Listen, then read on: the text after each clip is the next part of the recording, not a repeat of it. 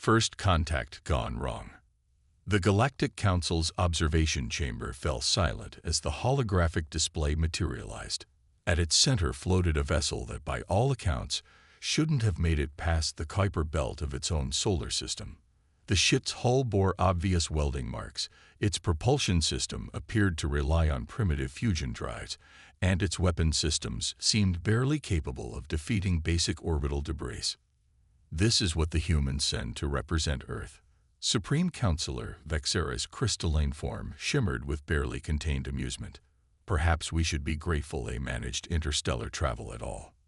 Commander Sarah Chen, standing at the helm of the ESS Endeavour, knew exactly what the Council was seeing. After all, her ship had been designed specifically for their eyes. 20 years of human preparation had led to this moment, and the Council's reaction was exactly as predicted. The Endeavour's true nature lay beneath its deliberately crude exterior. Quantum-locked alloys masked as basic steel, zero-point energy cores disguised as fusion reactors, and weapon systems that could reduce a small moon to cosmic dust, all hidden behind a facade of apparent technological infancy. Incoming transmission from the Council station, Lieutenant Park announced, his fingers dancing across the holographic interface that masqueraded as physical buttons for any watching eyes. Chen straightened her uniform. On screen, the image of Supreme Counselor Vexera filled the bridge's main display. The crystalline being's faceted surface caught the light in ways that would have been mesmerizing if Chen hadn't spent months studying Nexarian physiology. Commander Chen, the alien's translated voice carried the distinct tone of someone addressing a child. We welcome Earth's first deep space vessel to Galactic Council space. Supreme Counselor, Chen bowed slightly, playing her role perfectly. Earth is honored by this audience.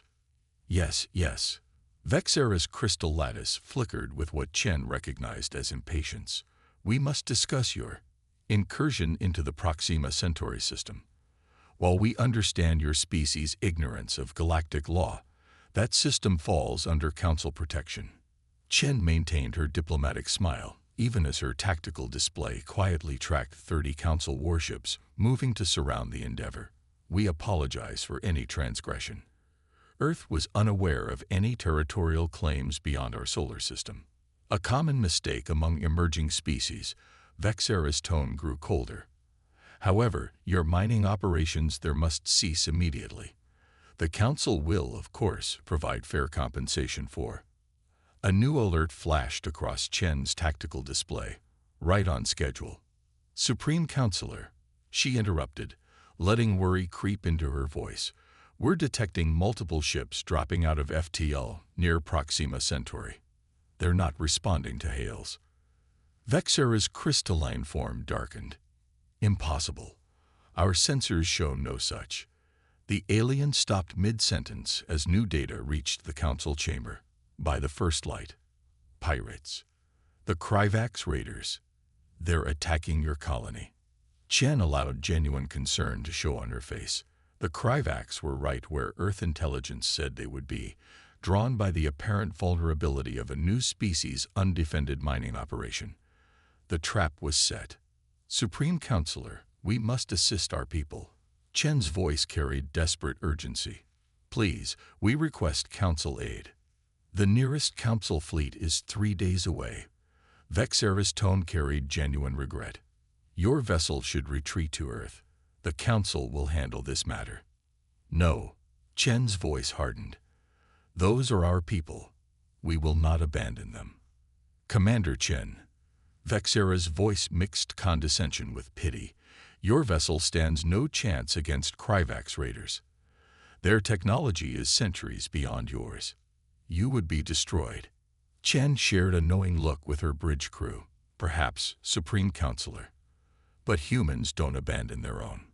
Before Vexera could respond, Chen ordered, helm, plot course to Proxima Centauri. Maximum speed. She turned back to the screen. We appreciate the Council's concern, but we must act. The Endeavour's engines flared to life, and Chen could imagine the Council's sensors reporting the ship's primitive fusion, drives straining at full power. In reality, the quantum slipstream drive was spinning up, ready to show the galaxy its first glimpse of true human technology. "Commander, this is suicide," Vexera protested. "Your vessel is defenseless against." Engaging slipstream in 3, 2, 1. Chen allowed herself a small smile as the Endeavor's true nature began to reveal itself. Time to show them what humanity can do. The ship vanished in a flash of light, leaving behind a chamber full of stunned council members and one very unsettled Supreme Counselor.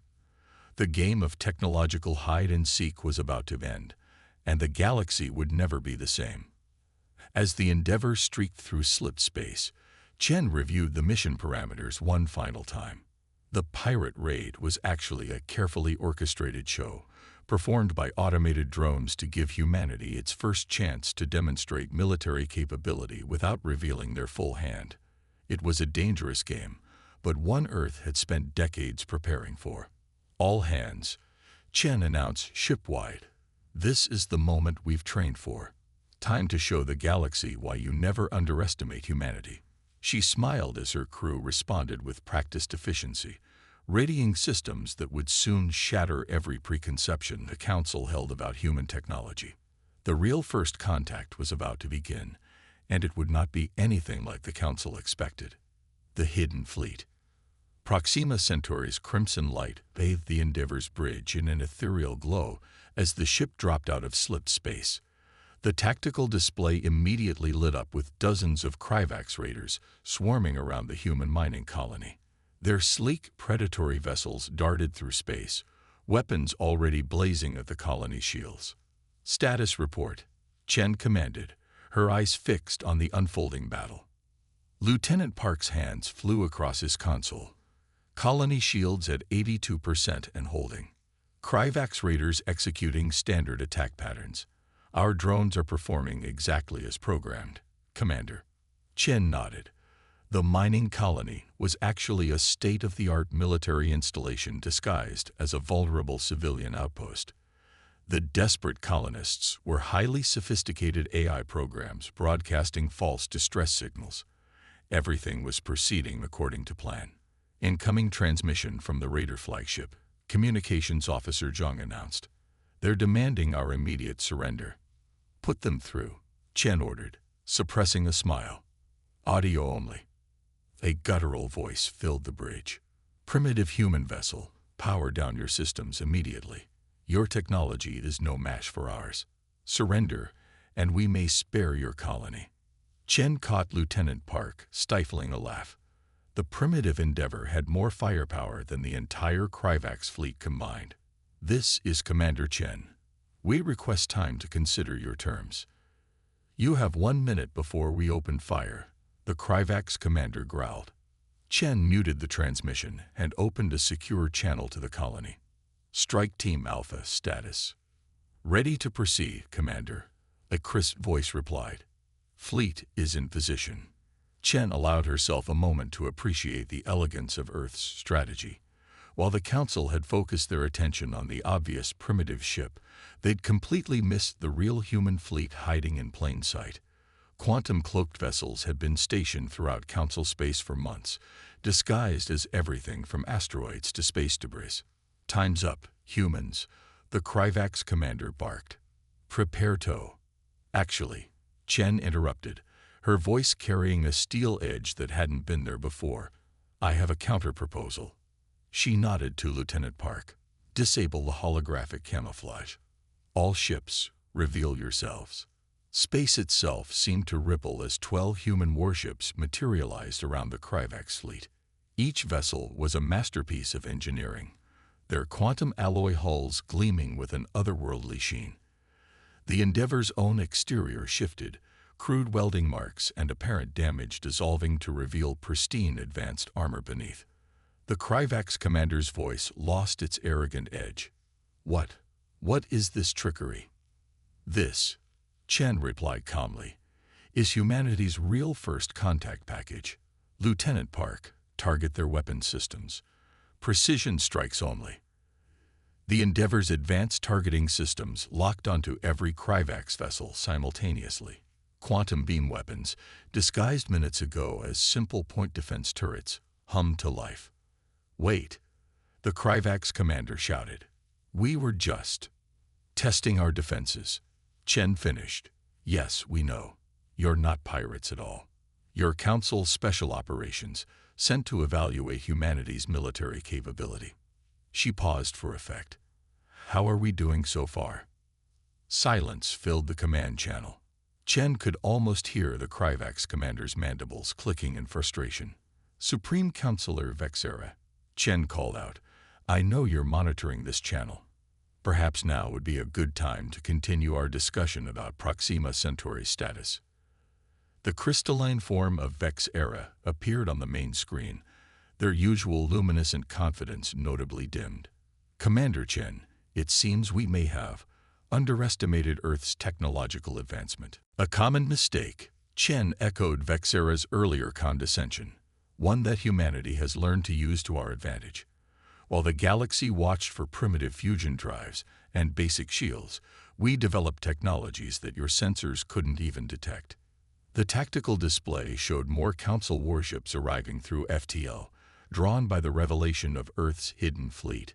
Chen had expected this. In fact, she'd counted on it. "Lieutenant Park, initiate Phase 2, she ordered. Across Council space, thousands of seemingly innocent objects, satellites, debris, abandoned ships, suddenly transformed. A vast network of human vessels and installations revealed themselves, demonstrating just how thoroughly humanity had prepared for this moment. By the first light, Vexera whispered, their crystalline form fluctuating with shock. "How long have you been watching us?" "Long enough to know that the Council's protection often comes with a price," Chen replied. "Long enough to understand that emerging species are typically manipulated into becoming client states." She leaned forward in her command chair. "Long enough to ensure that humanity would enter galactic society on equal terms." The bridge fell silent as the implications sank in. Humanity hadn't just developed advanced technology. They'd created an entirely new form of warfare based on deception and strategic revelation. The galaxy's power structure had shifted in a matter of minutes. "The Council will need time to reconsider its approach to Earth," Vexera finally said. Chen nodded. "Take all the time you need. We've waited decades to reveal ourselves. We can wait a little longer for the right partnership terms." She gestured to Lieutenant Park. "Stand down weapons. Let's show the Council that humanity can be as diplomatic as we are cunning." As the tension on the bridge eased, Chen reflected on the years of preparation that had led to this moment. Humanity had gambled everything on this strategy of calculated deception, hiding their true capabilities behind a mask of primitive technology. The gamble had paid off. The real challenge would begin now, transforming this demonstration of power into a lasting peace. But if there was one thing humans excelled at, it was turning impossible situations into opportunities. The galaxy was about to learn that humanity's greatest weapon wasn't their advanced technology. It was their ability to think differently than anyone else. Battle of the Void. The emergency meeting of the Galactic Council erupted into chaos as footage of Earth's hidden fleet played across the chamber's holographic displays. Species that hadn't spoken to each other in centuries were now frantically forming alliances, united by their fear of humanity's deception. Supreme Counselor Vexera's crystalline form pulsed with rapid colors as they attempted to maintain order. "We cannot allow this precedent. A species that can hide entire fleets across our territory can't be trusted." Commander Chen's voice cut through the chamber as she materialized via quantum projection. "Like how the Council can't be trusted to respect the sovereignty of emerging species." The chamber fell silent. Chen's hologram walked calmly to the center of the room, her footsteps echoing. She'd abandoned the pretense of a simple military uniform, now wearing the sleek quantum mesh armor that was standard for human officers. "Commander," Vexera acknowledged stiffly. "This is a closed Council session." "Nothing in Council space is closed to us anymore," Chen replied. "We've been watching, learning, and preparing for decades. Did you really think Earth just happened to develop exactly the level of technology you expected to see? Before Vexera could respond, emergency alerts blared throughout the chamber. A new hologram appeared, showing a massive fleet dropping out of FTL near Earth's solar system. Ah, Chen smiled grimly. Right on schedule. The Drachnid Imperium decides to make its move. The Drachnid fleet was impressive. Thousands of biomechanical warships, each one a living weapon evolved over millennia of warfare. They were the Council's unofficial enforcers, sent to subjugate species that stepped out of line. This is not Council-sanctioned, Vexera protested, but their fluctuating colors betrayed their deception. Of course it is. Chen's voice carried a sharp edge, just like the Krivax pirates were sanctioned. The difference is, we're prepared for this too. The tactical display shifted to show Earth's solar system. The Drachnid fleet approached Mars, their weapons charging, and then stopped dead in space. Interesting thing about quantum technology, Chen commented casually. It lets you rewrite the laws of physics in localized areas. For instance, you can create a zone where organic technology simply stops working. The Drachnid ships floated helplessly, their biological components frozen by invisible quantum fields that humanity had spent years positioning throughout their solar system. What looked like asteroid belts were actually vast networks of quantum inhibitors waiting for exactly this moment. This is impossible, a Drachnid representative hissed from their council seat. Our ships are the pinnacle of biological engineering. They are, Chen agreed, which is exactly why they're so vulnerable to quantum manipulation. Organic technology is impressive, but predictable. Humans prefer adaptability. As if to demonstrate her point, the seemingly empty space around the Drachnid fleet shimmered. Hundreds of human vessels decloaked, each one different from the last. Some were massive carriers, others were tiny strike craft. Some appeared to be made of solid metal, others seemed to phase in and out of reality. You see, Chen continued, humanity didn't just develop one type of technology. We looked at every species in the galaxy, learned from their approaches, and found ways to counter them all. While you perfected your biological ships, we experimented with everything from quantum mechanics to dimensional engineering. The council chamber erupted again as the implications became clear. Humanity hadn't just hidden their technology. They'd developed countermeasures for every major species' military doctrine. The Drachnid fleet will be released unharmed, Chen announced. Consider this a demonstration. Humanity has no interest in conquest or domination. We simply refuse to be dominated ourselves. Vexera's crystalline form had darkened considerably. What are your demands? Demands. Chen raised an eyebrow. We don't make demands, Supreme Counselor. We offer choices. Choice 1. Continue treating emerging species as resources to be exploited, and humanity will ensure that every new civilization has the means to resist. Choice 2. Reform the Council. Create a system where all species, regardless of their technological approach, have a voice. You would reshape the entire galactic order. Another council member asked incredulously. It needs reshaping, Chen replied. A galaxy that forces species to either submit to the council or face destruction isn't stable. It's just counting down to its own collapse. The tactical display updated again, showing more human ships decloaking throughout council space. Not threats, but proof that humanity could have struck at any time, and chose not to. We spent decades watching the council's mistakes, Chen continued. We saw how you crushed innovation that didn't fit your preconceptions. How many species were forced to abandon promising technologies because they didn't match council standards? How many unique approaches to science and engineering were lost because they didn't follow your approved pathways? She gestured, and the hologram showed hundreds of worlds across the galaxy. Every one of these planets holds a species with potential. Some work with biological technology, others with quantum mechanics, others with approaches we haven't even imagined. They deserve the chance to develop without fear. The chamber was silent now, every council member processing the magnitude of what humanity had achieved and what they were proposing. The choice is yours, Chen concluded. But know this, humanity will not stand alone. We've already contacted other species who share our vision. The age of council supremacy is over. The question is whether you'll help build what comes next or force us to build it without you. As her hologram faded, Chen left the council with a final thought. You called us primitive because we didn't match your expectations. Perhaps it's time to examine those expectations themselves.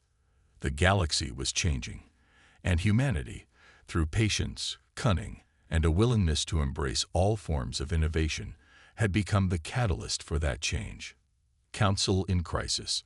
The Galactic Council's archive chamber hadn't been accessed in over 3,000 years. Its quantum-locked vaults held the combined technological history of every council species, or at least what they had chosen to preserve. As Supreme Counselor Vexera's crystalline form glided through the ancient hall, their surface reflected fragments of humanity's true history, now playing across every available display. They weren't ready. None of them had been ready. Remarkable, isn't it? Commander Chen's voice echoed through the chamber.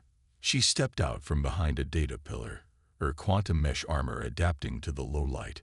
Your archives show humanity developing exactly as you expected, a predictable progression from fusion to basic FTL, never questioning why our advancement so perfectly matched council models. Vexera's crystalline structure dimmed. You had observers. In our highest chambers, we had more than observers, Chen corrected, touching a nearby console. The chamber's displays shifted, showing hidden human outposts across council space. We had anthropologists, sociologists, quantum physicists, entire teams studying not just your technology, but your culture, your biases, your blind spots. The displays showed council species after council species, each following nearly identical technological paths. You didn't just standardize technology, Chen continued. You standardized thinking. Any species that developed differently was seen as primitive or dangerous. Our standards brought peace to the galaxy, Vexera protested, but their voice lacked conviction. They brought stagnation, Chen countered. Look at your own history, she gestured, and the displays showed the Council's early days. The Nexarians, your species, originally developed crystalline computing. The Drachnid mastered biological engineering. The Kravax pioneered quantum mechanics, but once the Council formed, we focused on proven technologies, Vexera finished. Safer, more predictable, more controllable, Chen corrected. New images appeared, failed civilizations, abandoned research, lost innovations. Every species that joined the Council was forced to abandon their unique developments in favor of standardized technology. How many breakthroughs were lost? How many different paths to the stars were closed off? The chamber's lights flickered as another presence joined them. A holographic figure materialized, ancient, hunched, with skin like flowing mercury. Chen smiled in recognition. Supreme Counselor, the figure's voice resonated oddly. I am Ambassador Shen of the Mercurian Collective. Vexera's form pulsed with shock.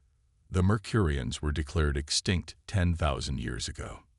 No, Chen explained. They went into hiding, like dozens of other species who refused to abandon their technological heritage. Humanity found them, hidden in dimensional pockets and quantum refuges, in places your standardized sensors couldn't detect. Ambassador Shen nodded. We watched as the Council spread across the galaxy, forcing conformity in the name of stability. We watched, and we waited.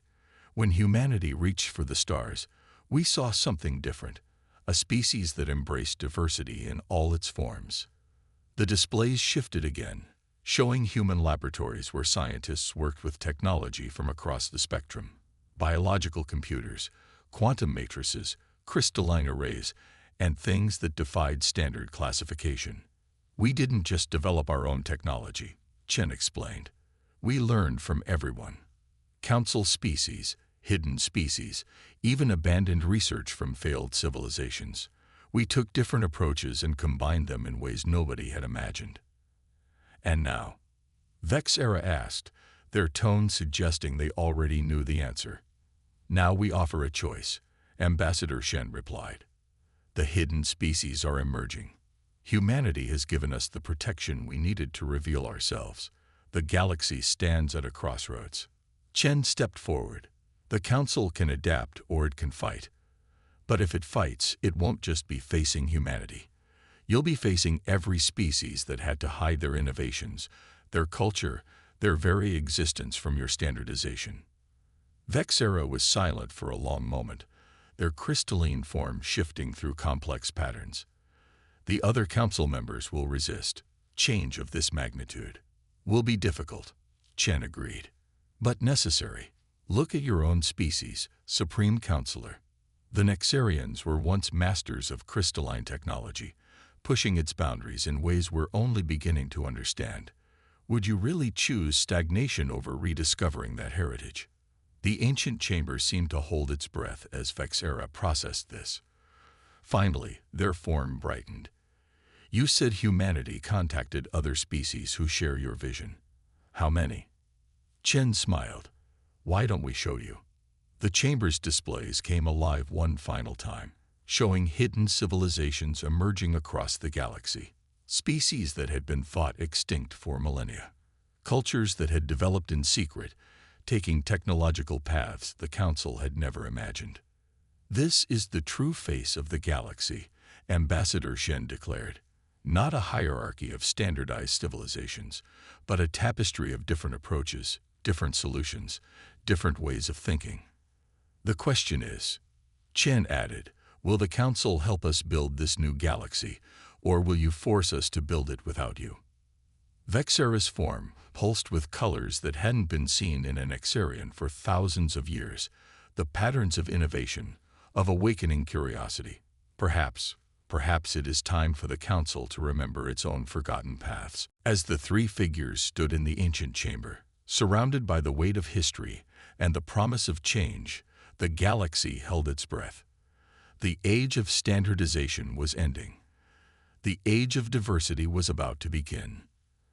And humanity, through patience, cunning, and an unwavering embrace of different perspectives, had become not just a catalyst for change, but a bridge between the old galaxy and a new order. 1 year after humanity's revelation, the Galactic Council chamber was unrecognizable. Gone was the sterile uniformity that had defined it for millennia. Now, representatives from hundreds of species, both formerly hidden and newly emerged, filled the space with a riot of different technologies and approaches. Commander Chen, now Admiral Chen, stood at the chamber's center. Above her, a Mercurian elder floated in a pocket of liquid space-time. To her right, a Drachnid diplomat interfaced with the chamber through a living neural network. To her left, Supreme Counselor Vexera's crystalline form sparkled with new patterns, their species slowly reclaiming its heritage of crystalline innovation. The Galactic Concordat is ready for final approval, Chen announced, her voice carrying across the chamber in 100 different forms of communication. Each species has contributed their perspective, their technology, their vision of the future. The chamber's displays activated, showing the incredible changes of the past year. Hybrid technologies that combine different approaches in ways never before imagined. Medical breakthroughs using both biological and quantum techniques. Ships that incorporated living tissue, crystalline computing, and dimensional engineering in perfect harmony.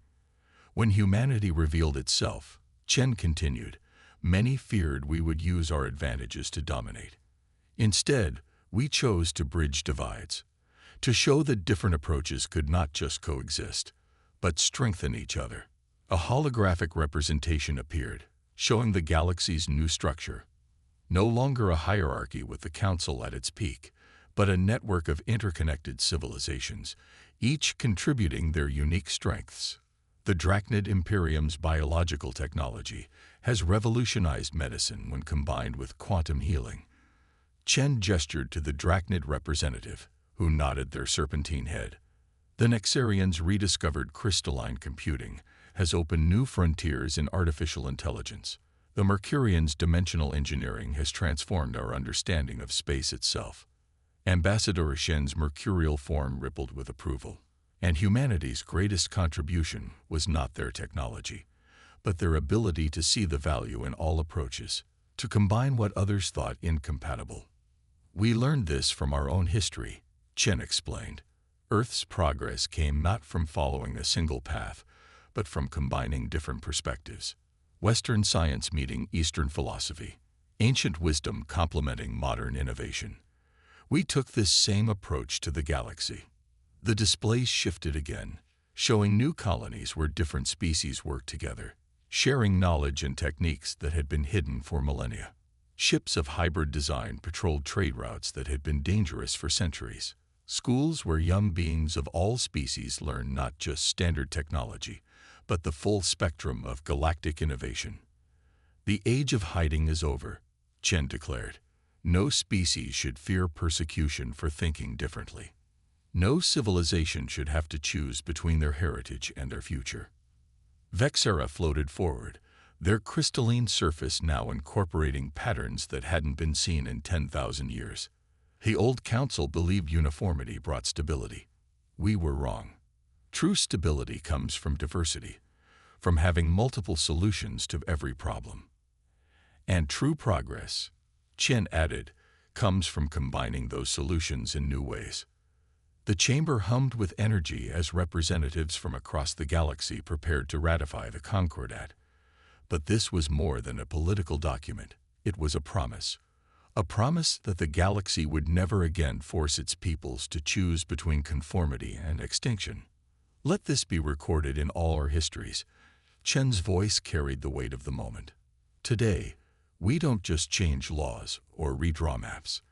We change how the galaxy thinks about progress itself. Every species brings something unique to this covenant. Every perspective adds to our understanding. As the ratification began, Chen reflected on humanity's journey. They had hidden their true nature not out of fear, but out of wisdom.